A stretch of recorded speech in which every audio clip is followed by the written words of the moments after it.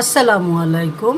আজকে আমি দেশি মুরগি আলু দিয়ে পাতলা ঝোল রান্না করব, আপনাদের সাথে শেয়ার করব। চুলায় প্যান বসিয়ে দিয়েছি, প্যানটা একটু গরম হলে তেল দিয়ে দেব। প্যানটা গরম হয়ে গিয়েছে, এখন আমি তেল দিয়ে দেব।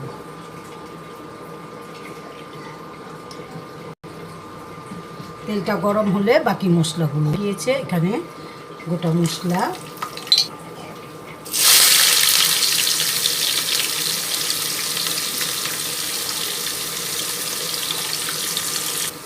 পেঁয়াজটা একটু লাল হলে আমি বাকি মশলাগুলো দিব।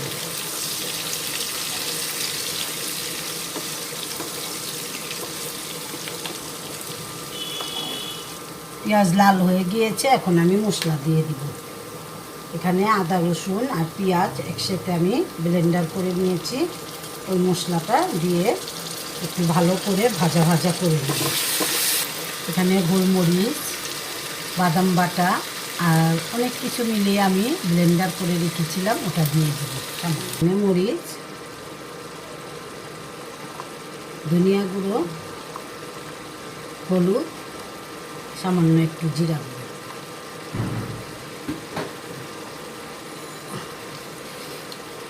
লবণ দিয়ে দিলাম। দিয়ে এখন ভালো করে নেড়ে চেড়ে মশলাটা কষায় নেব।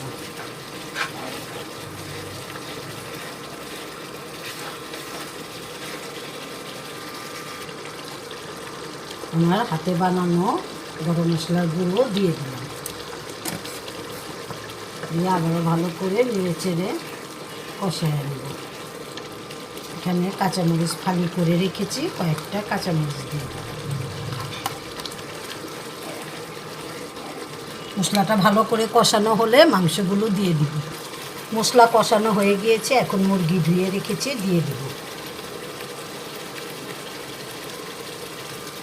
এটা পালা মুরগি, আমার মেয়ে বাসায় পালতো, বড় মেয়ে, ওর বাসার পালা মুরগি দিয়েছে, ওটা রান্না করলাম।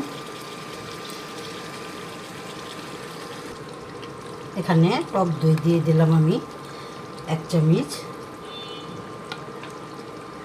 একটু বেশি দিলাম। বন্ধ করে নিয়েছি, নাহলে টক দইটা ফেটে যাবে, এটার কারণে ভালো করে মিশিয়ে চুলাটা আবার অন করে দিব। দেখেন, অন করে দিলাম।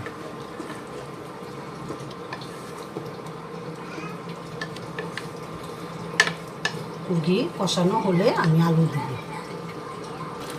মুরগি ভালো করে কষায় নিব আমি, কষানো হলে তারপরে আলু দিব। কেন দেশি মুরগি তো সাথে সাথে গলে না, এই কারণে একটু পরে আলুটা দিব। ভালো করে মুরগিটা কষায় নিচ্ছি।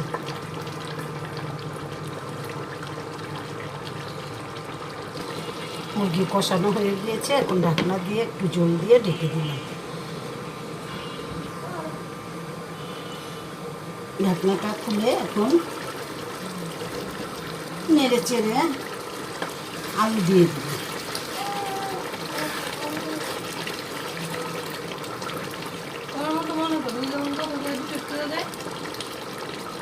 আলুগুলো কেটে ধুয়ে রেখেছি, দিয়ে দিলাম।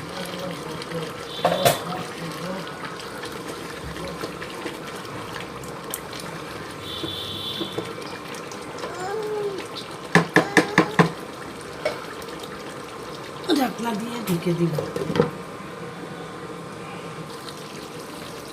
দেশি মুরগি আলু দিয়ে আমি অল্পই ঝোল দিয়ে রান্না করেছি, হয়ে গিয়েছে দেখেন। যদি আমার রান্নার ভিডিও আপনাদের কাছে ভালো লাগে তাহলে অবশ্যই লাইক, কমেন্ট, শেয়ার দিয়ে পাশে থাকবেন। সবাই ফলো দিবেন আমার পেজটাকে একটু, আর আমার পেজ থেকে ঘুরে আসবেন। দেখেন কি সুন্দর হয়েছে। দেশি মুরগির আলু দিয়ে অল্প ঝোল দিয়েছি। আপনারা সবাই ভালো আছেন, ভালো থাকবেন, শুভকামনা রইল।